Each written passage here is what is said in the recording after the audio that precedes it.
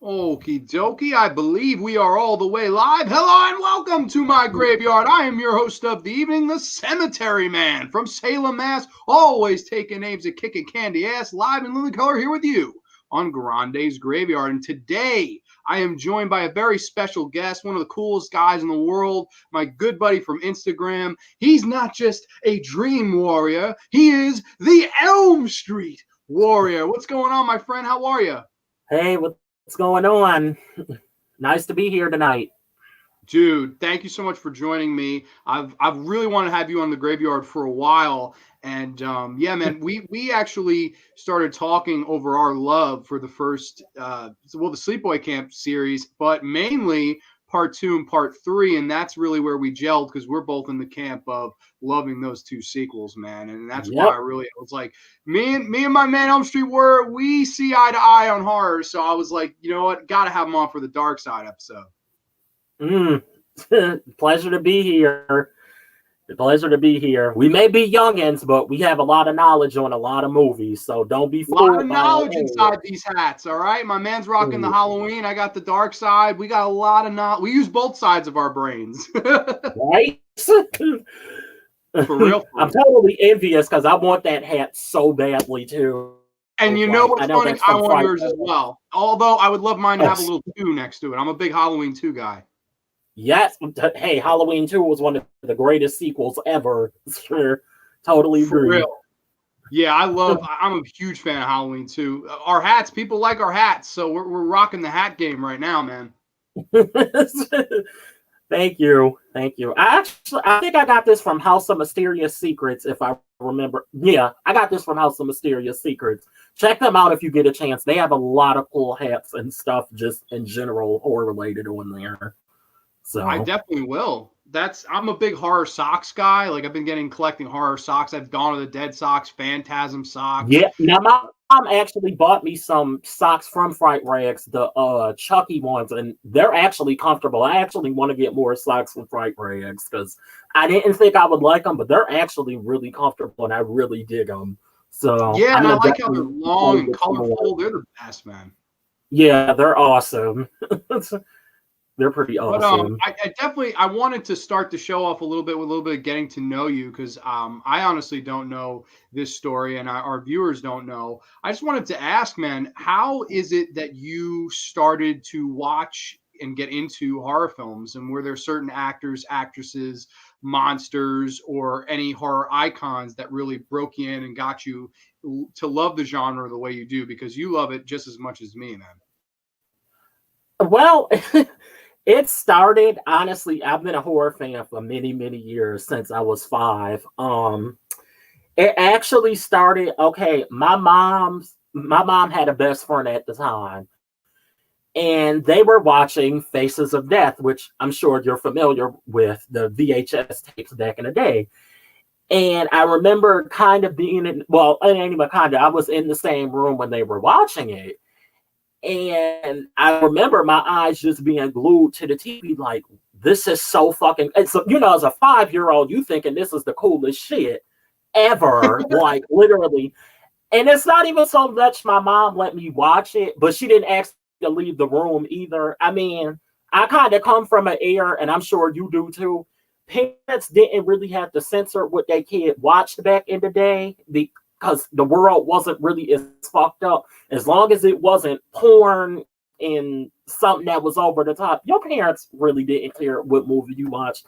And my mom, I honestly could say she really didn't care what me watching movies. So it was like, after watching Faces of Death, because I just thought it was the coolest shit ever, I remember I went to school the next day and told everybody, and the teachers was like, "Oh my God, I can't believe your mom let you watch this." And of course, all of that.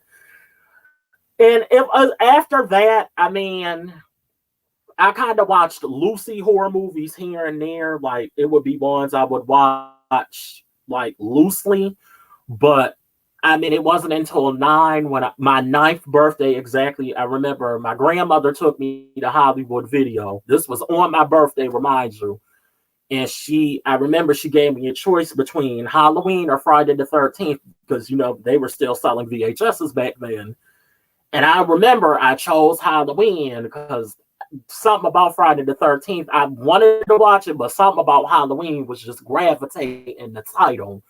And I remember I watched it and I loved the film. And after that, it just kind of went from there. I started watching. And the crazy part is I watched so many loose horror movies because like back in the day on TV, they used to show a lot of horror movies like on cable. And I kind of feel like they don't now because we got like all of these streaming platforms. So I kind of feel like that took away from it. But after I watched Halloween, it kind of just went from there. I started watching a whole bunch of other movies. And I would watch some with my mom. Like, she would show them from time to time, and I would watch them with her. But a lot of the horror movies, I actually just would sit and watch on cable. And it just went from there. And when I got a teenager, my obsession just became bigger and bigger and bigger. And this pretty much what it is today. I'm like a huge, huge horror fan. I have been for a long time. So it's not going anywhere. It's I think it's a part of you now. Forever. Yeah, and isn't that a beautiful thing, man? Like it's brilliant, like to organically grow with it. And like you said, the Hollywood Video thing, that's exactly what I did as a kid. I would go to Hollywood Video and pick out movies. I mean, there was some kind of magic to it because at the end of the day, we didn't know honestly what we were going to see. It was just really based on the covers. And you said you gravitated. Yeah, because we didn't have like there was no YouTube and all of that when we was little kids. So it was like with you buying a movie or watching a horror movie, you just knew what it was by the trailer. You didn't know nothing else. And even like we're going to the video store and picking up a movie, it was like the box art was pretty much the decision maker and whether you was gonna watch this movie or not. So yeah. Isn't that crazy? Like we literally have to sometimes judge by a cover, and then we'd just be blown away when we actually put the actual movie in. And man, it's awesome how like hearing stories like that. I love it. It takes me back to it's funny. The first horror movie I ever rented was Friday the 13th. So we call it I feel like so many kids probably had those two in their hands, like, shit, which one do I pick? And I was expecting. And that's what my grandmother did. She was like, choose this one or this one. And it's like, I watched Friday the 13th. Don't get me wrong. I watched Friday the 13th later because actually the first Friday the 13th film I ever watched was Jason Takes Manhattan. And I think I was about 8 or 9. I mean, I watched Halloween at 9, but honestly, I watched Friday the 13th, I think at 8 years old. And when you're a little kid, because I'm sure what you were too, you're not really watching these movies because of the characters. You're kind of just watching it because, geez, I want to see him kill people and do all of this crazy stuff. And it's like, I mean, again, it's crazy. We come from that era because we didn't have all of this technology that we got now. I feel like movies are kind of spoiled and it kind of takes the fun out of it because we don't have that mystery of knowing whether it was going to be good or not anymore.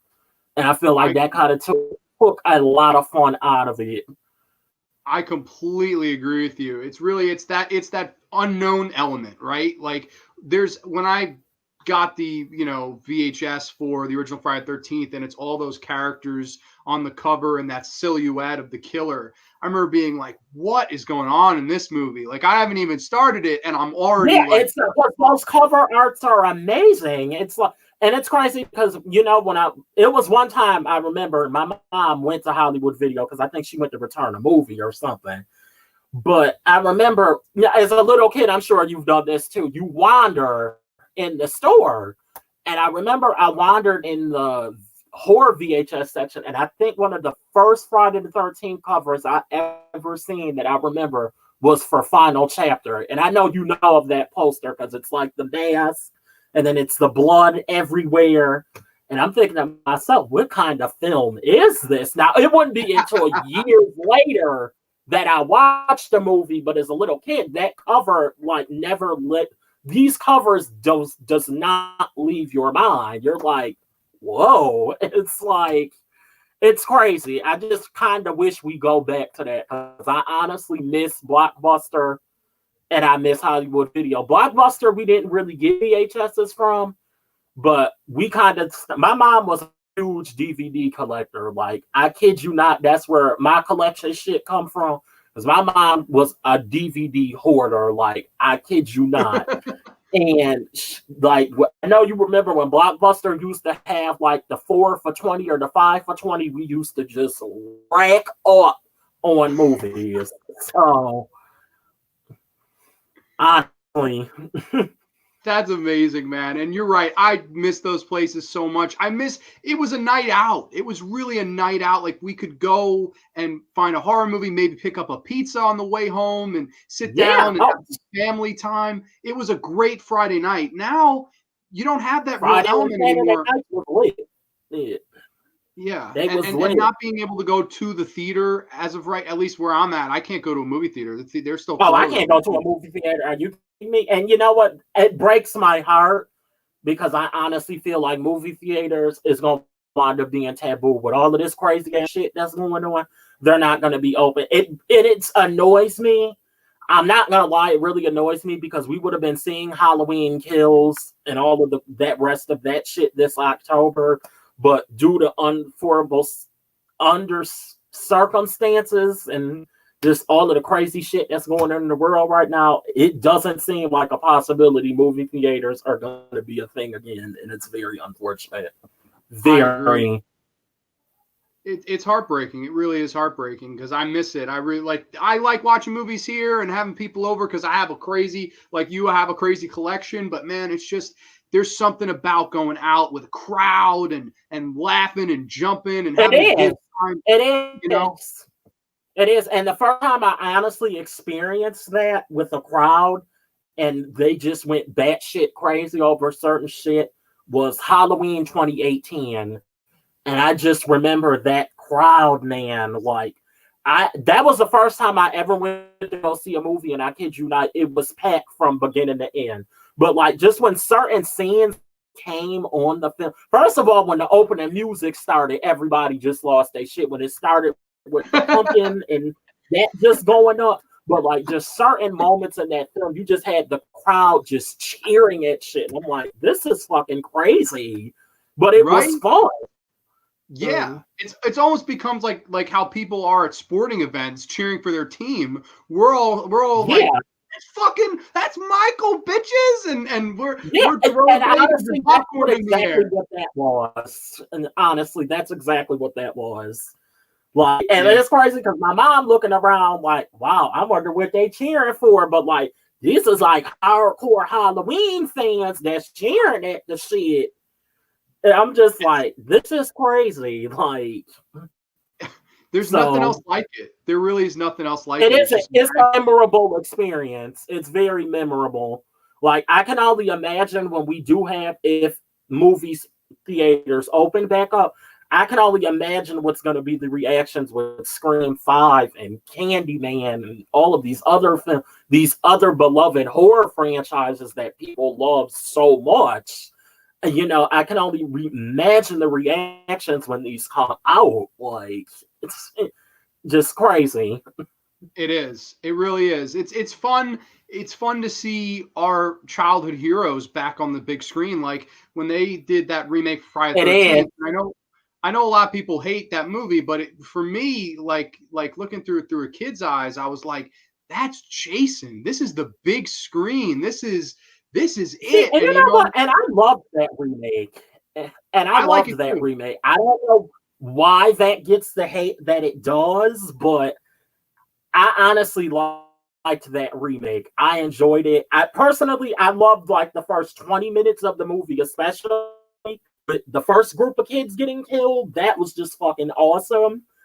And I don't know. I mean, to each his own, because like I said, there are a bunch of movies that everyone likes that I don't either. But for me, that was a solid remake. So solid.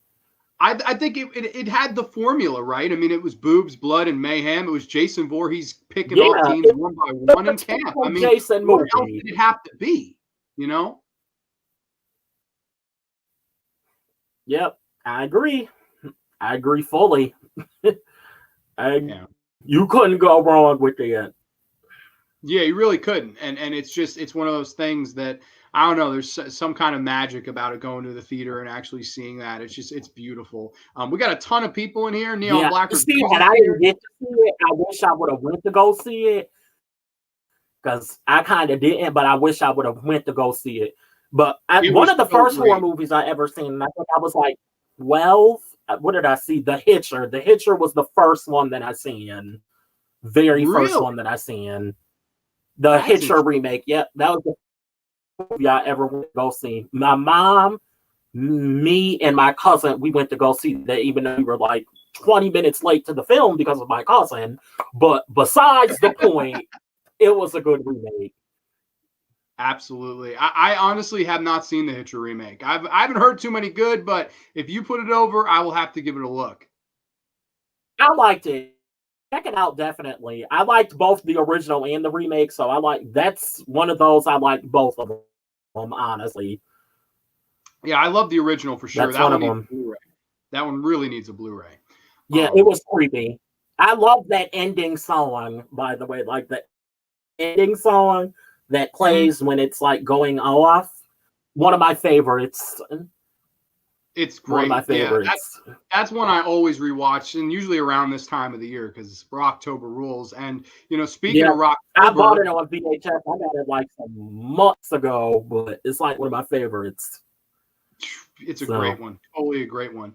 But speaking of Rocktober, it is Rocktober 1st. We're kicking off the spooky season together tonight, Elm Street Warrior and me. And we are going to be discussing one of our all-time favorite horror anthology television shows. And if I may, I'm going to try to give a little bit of an intro. Man lives in the sunlit world of what he believes to be his reality. But there I just is love that unseen thing. by most an underworld, a place that is just as real, but not as brightly lit. A dark side. Oh, yeah, that's right. It is Tales from the Dark Side. We're going to be breaking down our top 13 episodes each. And man, this was a fun show prep for me. I was binging the hell out of these. How about you? So did I. Yeah, actually, you know what?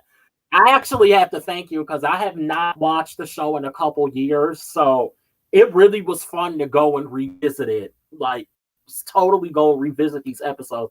I got the memory of a hawk. So a lot of them I remembered, like when we were like discussing in the chat, a lot of them I remembered because of the endings. And a lot of those endings I remember like no tomorrow. Like I might not be able to remember all of the plot, but I remember that plot twist specifically at the end of it. So it was fun to go back and revisit it. Like I said, I've not watched it in a couple years, so it was really crazy to go back and rewatch them. Some of them, at least. Yeah, I had a blast, man, because there's some kind of charm to them, whereas I love the Twilight Zone, that's probably my favorite, but it's like the 80s version of the Twilight Zone. There's some cheesy ones, there's some funny ones, there's some There's some really bad goddamn ones. scary ones. Like it has everything, you know what I mean? Like it can really play with tone and work, and like that's why I really like this show. It has so much range, I felt like overall. Yep, I agree. I'm not the biggest like horror anthology person. I'm not like there are only like a couple like horror anthology things I've like remotely. Like honestly, like I don't know, did you see in my story? I recently just watched Trick or Treat because like everyone had kept bugging me to watch this movie. And I must say, now I did enjoy Trick or Treat. I thought the movie was awesome. But again, the reason it took me so long to watch it, I'm just not the biggest person on horror anthology. But Tales from the Dark Side, I definitely liked for the most part. So that I have an exception. And Tales from the Crypt, I definitely have an exception. So Oh my God. Love both those shows. I have to get Tales from the Crypt on DVD because having these. I had all of the box sets at one point. I had all of the seasons and I went and got rid of them like an idiot. So I had all of them at one point. Dude, and I watched pretty much all of them. So the last season I kind of didn't care for because it revolved around British characters. And I thought it was just kind of weird. But it was like the first 6 seasons mainly I liked. So Not a bad track record. 6 good seasons, 1 shitty one. I mean, not Yeah. the worst And track it record. really had nothing to do with them being British. I just like the stories. I guess I should elaborate more. The stories were really kind of lame in the last season. Yeah. So. Yeah, I remember the last season. I think the last episode was animated. Like, what the fuck? Like, that was... Yeah, it was. The Last Pig or some shit. I always being like, that's your last episode? And it's funny, Tales from the Darkside also has a really weird series finale. It's like a wrestling episode where this demon from hell comes out through a Pepsi machine and fights this like Hulk Hogan ripoff. It's the funniest episode, dude. Like, such a weird... I forgot about that last one. I forgot. Is that the Basher Malone one? Because I think I remember that. Yeah. That one cracks me up, man. Romero, he wrote the legendary intro, and he also wrote a couple episodes, and I know that one of them is on the Elm Street Warriors list. And we can get right into this, man. If you want to start, you're my guest, so you can go first. I guess if you want to do, like, you'll say the episode, tell us a little bit what it's about, and then me and you can discuss why we dig it and stuff like that, and we'll work all the way up to number 1. Does that sound good? Oh, that's fine. Can I? I gotta pull up my list. Yeah, go for it. I could have wrote it now, but I gotta pull up my list. This was a tough list to make, by the way. I had a hard time. I think the first one that I'm gonna start off with, because this was a solid episode. I'm gonna start with Beetles, and that was, I don't remember the episode number, but I know it was season 4. But it was about this guy, and he got like these Egyptian artifacts or whatever. I think it was a mummy and some jewels, but he unearths a curse while he's in the middle of getting these objects. And this guy basically comes to warn him and tells him, you need to give these objects back because they unearth a deadly curse. And of course, the guy being skeptical, I'm not going to give it back, winds up unearthing the curse, and he winds up basically suffering at the end by these beetles, which I don't even know how they were deadly, but these beetles, basically, he unearths them. And let's just say at the end of the episode, he ends up getting his fully when he should have just listened and gave the jewels and shit back. Yeah, that's a really, really fun one. And I think it's the fear of bugs, man. Like, there's something about beetles, cockroaches. They just creep me out. And there's a lot of scenes in this episode where there's these beetles on this guy's face and they're all over his food. And it's a lot like the Creep Show segment, the final segment of the original Creep Show. They're creeping up on you. Yeah, it's with beetles. And man, it's creepy as hell. And it's this stupid guy that just wouldn't listen. And man, these beetles literally come back to bite him in the ass. And I adore this one, man. It's a really fun episode. Yep. You just read my mind too, because I was going to say the Creep Show segment, because that's like one of my favorite segments in the original Creep Show. And it's with the dude, and he has the bug spray, and you just see all of these roaches. It actually was the grossest segment ever. And I noticed this show, like, because it's by like this show has a thing with bugs, if you've noticed, because that other episode, Halloween Candy, like, it's the same thing with these bugs just being everywhere. Honestly, if you hate bugs, you might want to avoid these episodes. I'm just saying. Yeah. If you're squeamish and scared of bugs, for sure, there's a lot of these that will make you fucking sick. And like, this is one of those ones where it's really, it has a good pace to it. It's fun and it's gross. It's like some good gross out body horror in some ways. And man, I really enjoy Beetles. I think that's a really good pick. I just looked it up. It was season 4. That was the premiere of season 4. So started that season off. Yeah. I just love the ending where they like show him and it's like the beetles coming out of his mouth, because they show like the final shot and it's like you see all these beetles all over him. It was just effective. I'm like, he should have listened. He should have listened. That's a lot of the themes in this show. Why didn't these stupid people listen? Well, it's got to end some kind of dark way, right? Yep. Okay. Yeah. So I'm pulling up my list here. Okay, so I didn't. At first, I was going to go in order, but I think you're right. It would be more fun to jump around. And I know we talked about which one we wanted to end on, our favorite one. So we will end on that. Yep, I know. I already know. So I will jump around too. We'll keep this thing fresh, and I'm going to come in with one of my favorite episodes. I'm talking about No Strings, baby. Oh, yes. Yeah, no strings, no strings. I know we both love this one, and basically the little Yep. plot is it's this mobster guy played by TJ Castronova, who is also an executive producer on the show. He stars in this episode as this mobster who has just killed his arch nemesis.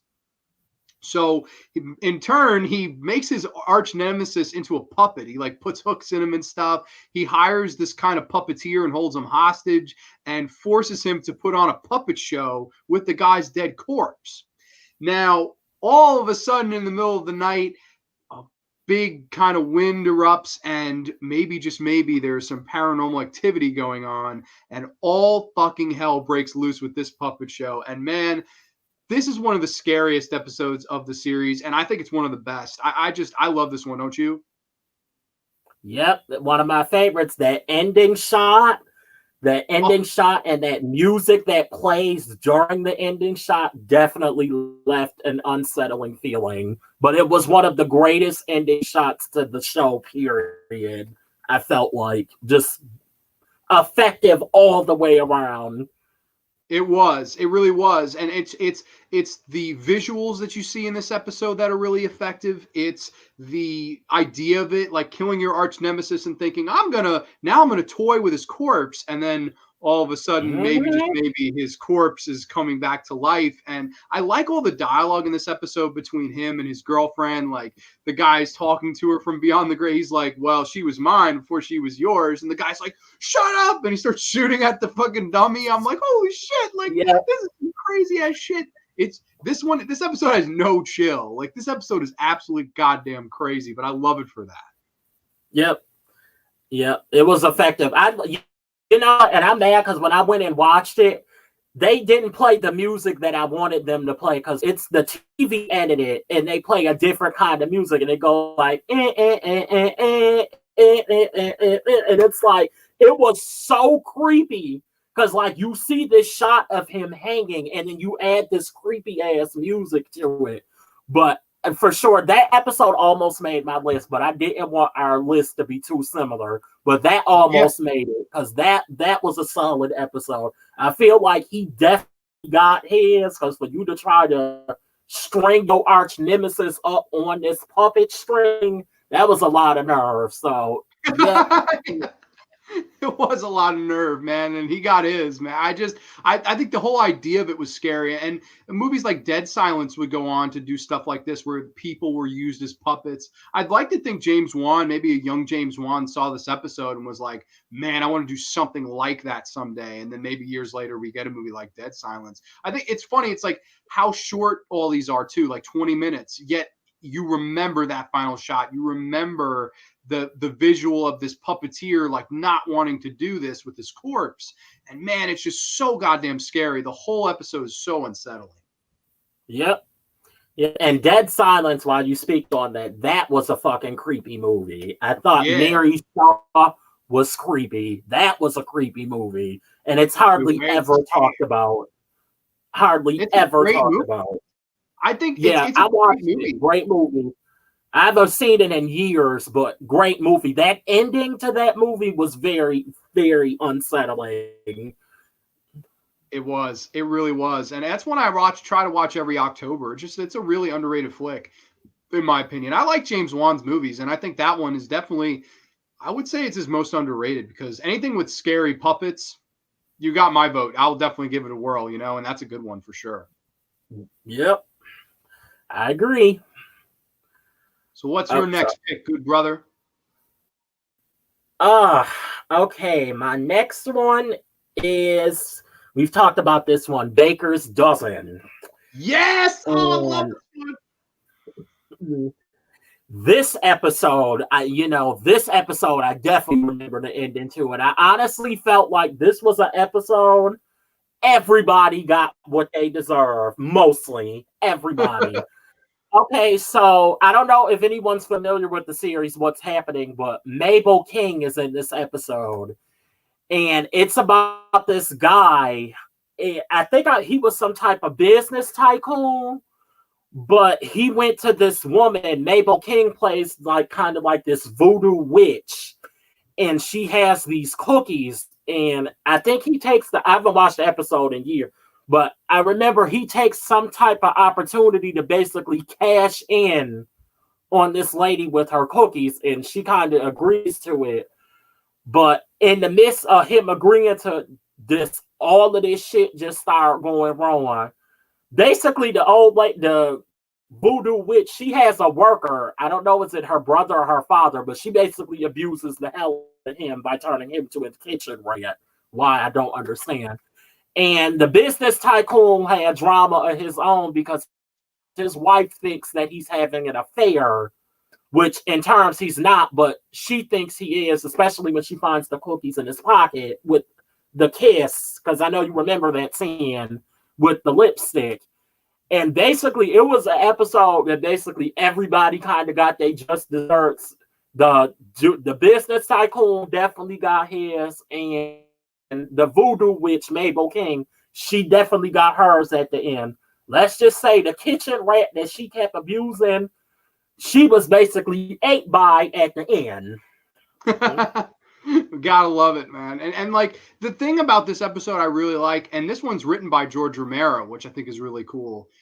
That Romero penned the script for this one. And it's so fucking crazy, right? Like this guy, he takes home these cookies and he dips them in this hot coffee, and his wife falls to the ground because he dips the legs in, and he realizes that the cookies are like voodoo dolls. And he's like, Yep. oh shit.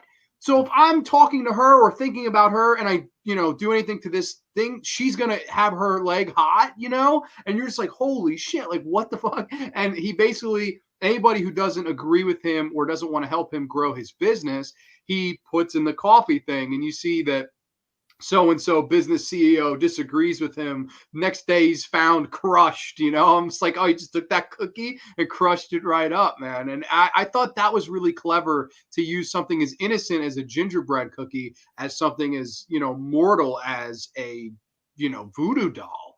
And I thought that was brilliant. The acting in this episode is so awesome, man. I think everybody involved. I think it's Reggie the Reckless's grandpa from Friday 13 Part 5. He plays the guy. And you really surprised me with that because I didn't even know that. I was like, holy shit, when you said that, because I haven't seen the episode in years, and I'm like, whoa, I can't believe he was in that. I'm like, that was crazy.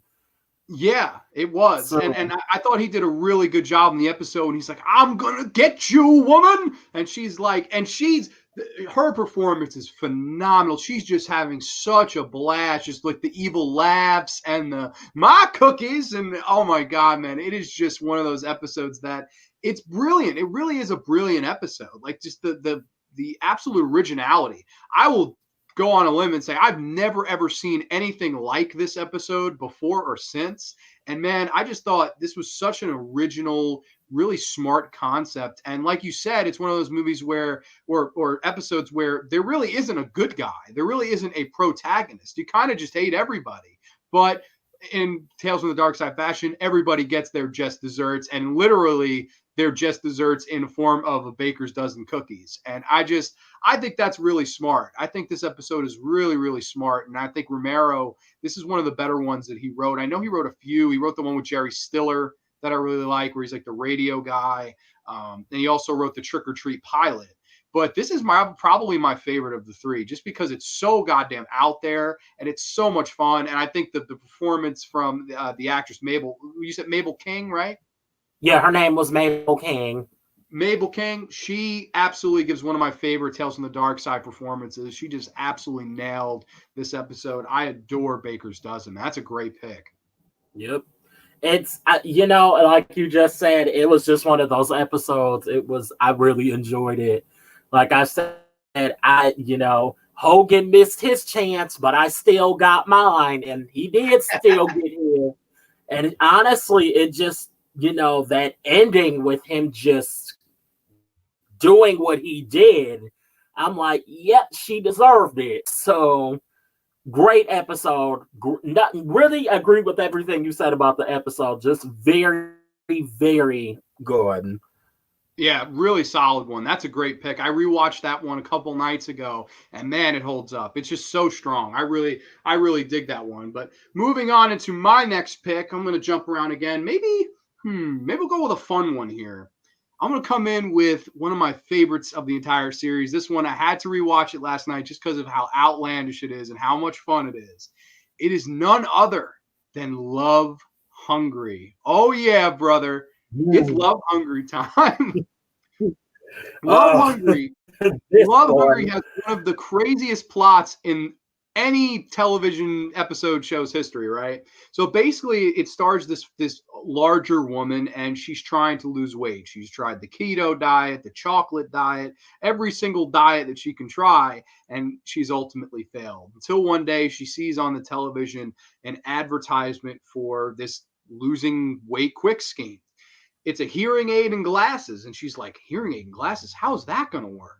So basically, she orders the stuff, she gets it home, and when she puts the glasses on and the hearing aid on, she can see the food, beg and hear the food, beg her not to eat the food. So they put these little faces on an apple, a banana, and a pear, and the entire episode is all these, objects of food in her house, convincing her not to eat them, and it is so goddamn ridiculous, man. Like they all have accents. Like the apple's like, don't eat me, man, eat the pear over there. It is one of the most stupid it's so stupid, but it's so fucking great, man. It's one of my favorite comedic episodes for sure, man. What are your thoughts on this one? You know what? Pretty much everything you said. I love the ending shot of that episode. Ending definitely stuck with me with that episode, because the fact that she sewed her mouth just so she wouldn't eat, I'm like, whoa, it was crazy. Like, it wasn't creepy, but it was just one of them episodes. So like, she really sewed her mouth up just so she couldn't eat. And I know it's just a show, but I was like, one of those things, how did she even sew her whole mouth like that? Was my question. Because I'm like, that's not even possible that you can do that. But I'm like, to each his own. But that episode, I agree, it was just overly cheesy and funny. It looked like that, like when you do the arts and crafts and they have the beady eyes. It looked like they just got those and just put them on the food and just like, we're gonna just play with this and just see the effects. But it was honestly, that was a very comedic episode. I didn't even know what to think of that one. I didn't. So right with the arts and crafts analogy, that's exactly what they did. They just put like black, like the little googly eyes on them.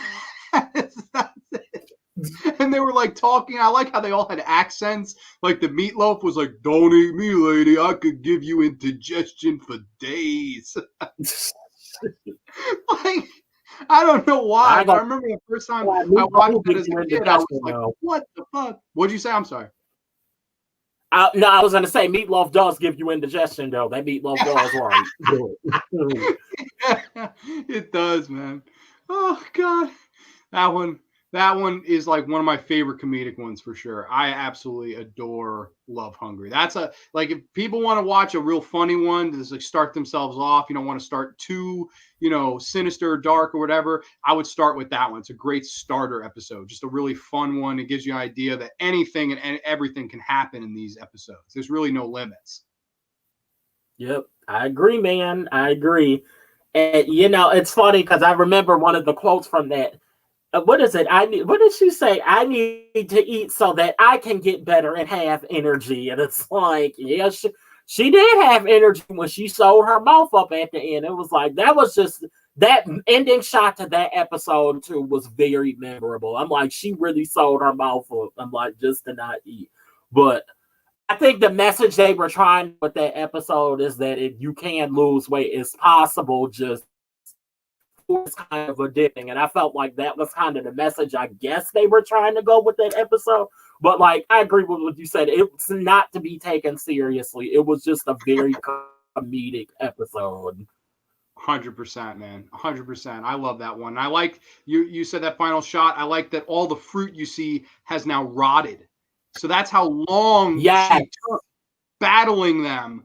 That's crazy to me. She was like arguing with fruit with googly eyes for days and then ended up dying because she was like, I can't eat this. So I don't know. It is kind of morbid, but it's such a fun one, man. I just that's one of my favorite like fun Tales from the Dark Side episodes for sure, man. yep, I agree. I agree. What's your I next pick, buddy? totally. My next one is Seasons of Belief. Oh, And I know we you start watched that one. That one basically, okay, it's about I want to say these two kids. They're like brother and sister, and I think it was inside. It was Christmas Eve, and their parents, the mother and the grandfather, they decided to invent this morbid tale of this creature called the Grither, and they just thought that the story basically they just made it up. It wasn't nothing gonna happen, but little did the parents know this tale wound up becoming true very terrifyingly at the end. And basically, the kids they basically watched their parents get it at the end for inventing this morbid tale of the Grizzer because they told you not to say his name, but the parents kept saying his name. They invented that he could fly, and they thought they was just gonna end it and say, "Oh, none of this is true. This is not gonna happen." Until like you see these big veiny hands just like break through the glass and kill both of the parents. Very, very good episode. It's actually like it almost was number one because that episode honestly was like, what the fuck? Like, seriously. It had like creep show vibes, basically. Definitely. I thought it totally had Creepshow vibes. And actually, isn't the grandfather in it the guy from that last segment of Creepshow we were talking about? I believe it's the same actor. I Uh, believe so. I don't know, but I think so because they looked a lot alike. But I think so, actually. I think so too. Yeah, and I agree completely. This is very Creepshow feeling, and it's interesting that they tried to tackle a different holiday other than Halloween because obviously it's a horror anthology, and there are a couple of episodes of this show that revolve around the holiday of Halloween, and I love most of them. But it was interesting to see Tales from the Dark Side tackle Christmas. And it's the idea of creating this fabled monster like a Dracula or a Frankenstein and creating something completely original in the Grither and the whole song. And if you sing the song, it comes to get you. And man, I don't know. There was just something about this episode. It had a nice charm to it, it had a great Christmas atmosphere to it. I always watch it around the Christmas holiday season because it's just that atmosphere and it's so much fun. It's like that nightmare before Christmas, if you will. And it is the Grither. I love the practicality, the effects at the end, like you said, where that fucking the hand just comes right through the living room and grabs them. I'm like, oh my god, like you never see it going there from where it starts, but man, it's just that how it builds and the payoff, and it's genuinely, I think, a really scary episode. Like it's just it gets you going with the whole song and I think the origin and the vibes that they give out of this Grither. And then when it pays off, when the Grither shows up, all hell breaks loose, man. I was shitting my pants when I first saw that. I don't know about you, but I was terrified. Don't say his name. It wasn't Santa Claus. And just very good episode. I think that was one of the first episodes I ever watched of that show, and yeah, it was creepy. It was one of them episodes. They thought they was gonna invent this tale. It wasn't nothing gonna happen, but that clearly just wasn't not the case with that, like at all. For real. And I like that it was almost like centered towards kids. Like and that's me and you were both kids when we saw it. So it's really the whole episode's almost like adults talking to kids. So I'm like, oh man, like it worked you up. And then when ultimately things start to happen, you're like, holy fucking shit, like this is getting really out of hand. But I mean, I adore that one. That's a really good pick. And I believe, if I'm not mistaken, I believe that's the highest rated by fans. That's the highest rated episode of the entire series. So definitely the ones that most fans agree is the best. Yep. Totally. Totally. Totally. And it's like you said, it's crazy because when I do think about it, you notice the 80s had a lot of like holiday horror. Like after Yeah, Halloween, like you start seeing all of these holiday movies. And I feel like especially like Christmas, because I mean you had Silent Night, Deadly Night, as you can see the poster behind me. You had Christmas Evil, and like you had a lot of like I know it was a lot of Christmas horror films in the 80s. I noticed. absolutely. Yeah, Christmas Evil, New Year's Evil, Santa's Sleigh. Oh my God, what was the Yep. one? I think it was. Oh God, David Hess directed it. I forget the damn name of it, but that was another. It was like You Better Watch Out. There was a ton of like holiday slashers, and I would be honest, I like this episode a lot more than any of those movies that in turn try to be about Christmas and stuff like that. It's very entertaining, it's very quick, and it captures that atmosphere in 20 minutes. I mean, that's not easy to do, but I think this episode, I'd put it right up there with some of the best Christmas horror movies. Like, this is just one of those great like movies to watch around the holiday season if you're a horror fan, because it just gets you bam right into it, and it really holds up. I think I really like Seasons of Belief. I agree. Let's see. I'm trying to think which one I should go with next here. Let's go with one. This one, I noticed it was really low rated, and I don't know, for whatever reason, this one really got to me and spoke to me, and it is none other than Mary Mary. Oh yeah, this one, I noticed it's very low rated. I think you dug it. This one's very low rated, and I honestly don't know why, because this one really got to me, and I can tell you why. Basically, the story is about this woman named Mary, and it's the woman from Major League. I don't know if anyone in the chat seen Major League or anything, but she's like the person who owns the Cleveland team in the movie, and it's the same actress, and she's basically this kind of down on her luck, looking for a boyfriend character. And so she sends out all these getting to know you tapes, but she feels that she's ugly. So she takes all these kind of pictures, sexy pictures of this mannequin she has in the house. So basically, she gets all these kind of replies because she's taking pictures of someone that's not her. And then all these kind of creepy things start to happen where the mannequin talks back to her, and she feels that she's not appreciated or beautiful enough. And man, I don't know, there's something about this episode that just really spoke to me, because in a lot of ways I felt this was ahead of its time. Because I mean, we live in the era of, there's all these dating apps, there's these Tinder, all that stuff. And I noticed that some people sometimes they'll take like a group picture in a Tinder profile, obviously making it like, okay, which one am I? You don't know, right? So they feel, I think, on the inside, obviously, if I posted it by myself, I'm not going to be desired. And it's that horror of not being desired, and that horror of not feeling that you are good enough, that really, it got underneath my skin. And all this stuff with the creepy mannequin talking back to her and saying that you want to be me, just say it. Like, all that stuff, man, it creeped me the fuck out. And it really, like, I got really into this episode, man. I think Mary Mary is one of the best episodes, and it's really underrated. But what are your thoughts on it, man? You pretty much just did it. That's an episode, I feel like it's very relatable. And it's not, because I feel like I related to that episode. And it's not so much with the being ugly, but it's like more like what you said. The fact of you're feeling like you're not so much, but not desirable. That's a hard feeling that's kind of really hard to cope with. And I still sometimes, some days, I feel like that personally. So that's an episode I can honestly say everything that Mary kind of was dealing with that episode, I felt like I played too heavily. And it's crazy because, with the dating apps and all the stuff that we got today, I always say this. I feel like if your profile picture doesn't look like a certain way or how people want it to look, you're not going to get noticed. And I really don't like that we live in a society like that at all. I think this is why relationships personally don't last long, because people focus more on looks and what somebody look like rather than them as a person.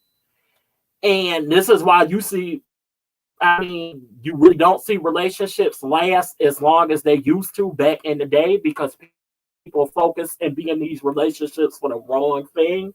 So that episode, I feel like, is very, very relatable in today's society in terms of dating and everything else. Because at the end of the day, nobody should have to feel like they ugly or whatever. Everyone is beautiful in their own way. And the fact that you have judgmental people and shallow people and everything else is very disgusting. Very. I agree, and I think you said that so well, and it is. I know what you mean. Like there are some days where I'm like, damn, like why don't I feel as desirable as I should? Or and you said it, man. We all are beautiful in our own separate ways, and our differences sometimes that can make that pop even more. And I think the most horrific thing about this episode is the twist at the end where she turns, this is spoiler, but this is an episode most people don't like. I don't know why. She turns into a mannequin herself, and this guy that she matched with over whatever, he comes in and goes, oh, well, I had this crush on you. I like how you take pictures of your mannequin. So he knew the whole time what she looked like and who she was, and he liked her for who she was. And she realizes too late that she was enough. She was desired at the end of the day. She just didn't give herself a chance. And man, that just really, I don't know why, but it really hit me in the feels. And yeah, I think this episode was really ahead of its time. Maybe that's why people didn't really like Mary Mary, but I think Mary Mary is an excellent, excellent Tales from the Darkside episode, and one that I will say that it's very rare you see an episode like this in this series. So one with more psychology as opposed to entertainment value. Usually these are just entertaining, but this one I felt was kind of deep. And honestly, when you hit me with a deep one after 15 fun ones or 15 scary ones, I'm gonna appreciate the deep one that much more. And I like Mary Mary, man. I think it's a really underrated Darkside episode. It is. It is. And it's like you said, very, very relatable. Very, very relatable. And it's a sucky feeling. And sometimes, because, I talk to my mom about this all the time. There are days I just don't feel desirable.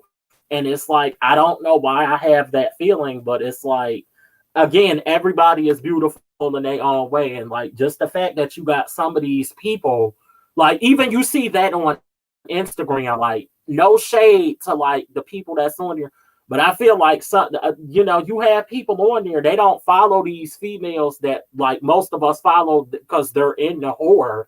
They follow them because they feel like, oh, y'all look like a certain type of way, so we'll just follow you. And it's like, I don't like that. Like, again, try to get to know these people. Don't just try to base it on their looks, because looks are not everything. And that episode, again, it really, like you said, everything you just said, it hit home. It did. I completely agree, man. That one, I definitely really liked revisiting that one. But what's your next pick? My next pick is, I gotta pull up this list again. My next pick is Sorry Right Number. Oh, hell yeah, we're getting Stephen King on in this place. I watched this one yesterday.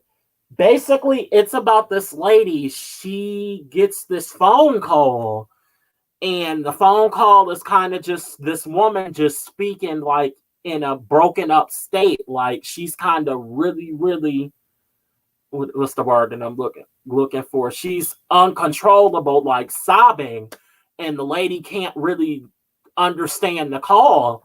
So she tries to trace the call back. And she like calls her daughter, and she's like, asks her daughter, she's like, did you call me? And her daughter's like, no, I didn't call you. She tries to call her mother, and she asks her mother, well, did you call me from this number? And her mother is like, no. So her and her husband trying to figure out where this call coming from, but they can't. So they eventually just go home, because the husband is like some type of like famous author, like famous established author. He wrote some book. And basically, her and the husband go home, and he starts to watch a movie, but unfortunately, the husband passes away, and the lady finds him. Okay, so then the episode skips to like, I think like a couple years later, maybe. I don't know, was it exactly years or some months later? And some with the woman, she decides to redial the old number. And when she redials the old number, the twist is the lady from years ago that's dialing the number answers the phone. But when the lady from the future picks up the phone, she basically is uncontrollably sobbing and doesn't really try to warn the past lady that the husband is going to die. And the ending to the episode basically was just really, it was sad, kind of. It really wasn't even, it was a dark ending. It really was kind of sad because she wanted to warn the lady, but I think she was in such a state, an uncontrollable state of emotion that she really couldn't do it. And you kind of just see the episode, the last shot is just the phone just dangling. And you see the wife crying because she couldn't kind of warn her past self that the husband was going to die. And if she would have, she might have been able to save him. It was just kind of one of them episodes like, what could you do if you can change an event? And unfortunately, she couldn't change the event. Yeah, it's really a smart one, and this is written by Stephen King, which is really cool. And man, yeah, it feels like Stephen King. It really does. And it's like you were saying before, if I could go back and prevent something, would I be at a mentally, stable state to do so? She just started freaking out so bad that she ends up botching it and could have saved her husband. And man, that's just so, you feel for her in that moment. You're like, oh, this poor bitch. Like, all you had to do was say, get him to the hospital. But she's like, she freaks out. And ultimately, she's just a little too late, man. Yeah, I thought that one was a sad episode. It was a sad, and like they showed that shot of her crying. And it's like, I did feel bad because it was like, if she would have been in a better state of emotion, she could have warned her past self what was going to happen to the husband. It was a fucked up episode, honestly. It's like, I felt so fucking bad. I know. And you do get that feeling of deja vu with this episode. Like any kind of weird occurrence that had ever happened in anybody's life, any weird phone call, you wonder like, oh man, what the hell? What was that? And maybe it was me 5 years from now trying to warn me about something. But obviously, I don't know. I don't know until it's too late. And I think that's kind of the tragic side of this one. You're right. It is a sad one, but I think it's entertaining and I think it's a really smart one. I think Stephen King nailed this episode personally. Yep. Okay, so what's next on your list? Need Gor's in the Heezy. Just wanted to say hi to him. Okay, let's see. What is next on the list? Oh man, so many good ones. Let's see. Let's talk about another absolute classic of the Tales from the Darkside series, and one that probably could be considered the scariest, or one of the scariest for sure. And it's definitely in one of my scariest episodes list. It is none other than the Gizenstacks. Ooh, yeah, this is an absolute Darkside classic, and starring someone who was in a little film called Dream Warriors, of course, Nightmare on Elm Street Part 3. He is the lead in this. The guy who plays the psychiatrist doctor, he's the lead in this episode. Basically, the episode tells the story of this little girl, and she brings home this dollhouse one day. And she starts calling these dolls the Gizenstacks. And basically anything she says about the dolls, if one of them bought a coat or if one of them got sick, starts to happen to her own family as the episode progresses. So she says, oh, Mr. Gizenstack got sick today and had to miss work. The next morning, the father wakes up, he's sick, and he has to miss work. So then it basically just keeps escalating until Mr. Gizenstack is hitting Mrs. Gizenstack and all of this stuff where it just becomes more and more screwed up until you get the ultimate finale. And man, it is just an absolute scary ass episode. The design of the dolls are fucking terrifying, man. It to this day terrifies the shit out of me. Like, I don't know about you, but the Gizenstack doll design, scariest doll design I've ever seen. You pretty much just hit it on the head. That ending with them turning into the dolls themselves was just unsettling. And then what was even more crazy is the brother or whoever that go in the house, he turned into a doll too. It was like, that was an unsettling episode. It was like, you had the father promise me that you won't play with these dolls, Dad. And it's like, it's crazy when they show them turning into the dolls, because you just see them looking like this and they just turn into that. It's like that was, I watched that episode earlier today. That episode honestly was just unsettling. I feel like they should have never gave that daughter that dollhouse in the first place, ever. Nope, not at all. And to me, the craziest thing, when they do turn into these dolls, you see like these really tiny miniatures and they look exactly like the people. So somebody probably designed them to look exactly like the family in the episode. That probably took a lot of time and a lot of money and a lot of effort. And man, it really pays off, because it's one of those episodes that gives you chills when it's on. It's terrifying. The orchestra score in it is terrifying. It's like kind of this really mellow like violin score, and it's downbeat, and it's really mean-spirited episode. It's definitely one of the scariest Darkside episodes, and one that made me a full-blown fan of the series. This is probably the first one I ever watched. And I remember being like, holy shit, what is this show? And then I kind of fell down the rabbit hole of watching these. But man, the Gizenstacks, absolute series classic. Yep. Agree full-blooded, man. It's a classic Darkside episode. And I really liked it. And you know what's crazy? When I watched it, I had forgot Neil Gordon from Elm Street 3 Dream Warriors, like you said. I had forgot he was in it. I was like, whoa. I'm like, he was in this one. I'm like, that's the dude from Elm Street Part 3. I'm like, he survived the movie too. It's a fun fact. But I'm like, that was cool. Good episode though. Like I said, that ending with them turning into dolls themselves, it was crazy.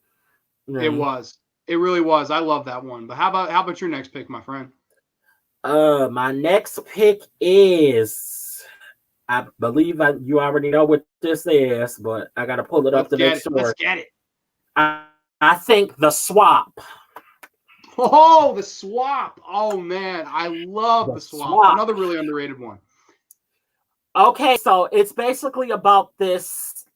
I don't know, was he like some type of witch, which the male version of a witch is a warlock, but I don't even think he was that. I think he was just like playing with potions or something, because his mother was a potion master or something. But he's with his wife, and his wife is basically very unhappy with him, and she's basically having an affair with this younger man, and they basically plot and conspire to kill the potion master, the older guy. And especially when the older guy says that if he dies, they'll inherit the money. So they concoct this kind of plan up, and they kill the old man. They poison him. And the woman thinks that that he's dead, but it comes this nasty, nasty plot twist, which I honestly felt like she deserved every bit of it. This nasty plot twist at the end, that the old man switched souls with the younger man that she's seeing. And at the end of the episode, it's basically revealed that the younger man's soul is in the old man's body that they thought that they killed. And the old man's soul is in the younger man's body. And he says this creepy, creepy quote at the end of the episode. I kid you not. Let's play house. Let's play house for the rest of your life. And it goes off with him laughing. And you just see her screaming.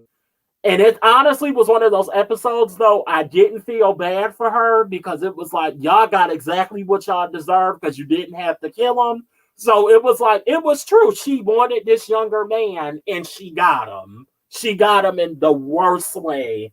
That bitch got what she deserved. And the thing that really scares me about this episode is the fact that the guy, like the younger body, starts having kind of like older, like, he gets liver spots and all this gross shit that older people. Dude, that scared the shit out of me. Like, I couldn't imagine if I woke up and I had gray hair, or if I woke up and I had liver spots and like that, or arthritis. Dude, that's terrifying, man. I think that is gotta be one of the like scariest things that could happen to somebody. I told you that episode, that quote when he starts speaking in his voice, like at the end of it, he's like, "Let's play house for the rest of your life." That was pretty creepy. It was creepy because he even started, if you remember the end of the episode, he started speaking in his voice at like the very last end of it. Yeah. One of my favorite episodes. That was another episode I felt like everybody got what they deserved. Definitely. Yeah, totally. And it's another, I think it's pretty underrated for sure. It's another one that not a lot of people talk about. But yeah, I think, and that's a good thing, that it's cool to have both our different opinions where people, because everybody's heard about Inside the Closet and everybody's heard about Halloween Candy. And those are great episodes. And hell, some of them are even on my list. But I think it's fun to, like this and Mary Mary, The Swap, like these are episodes that people don't really talk about that much. And I think that's the real fun of doing this, because certain episodes are going to hit us in more, important and in the feels, more so than others. And that's definitely one of them. And I love The Swap. That's a great pick.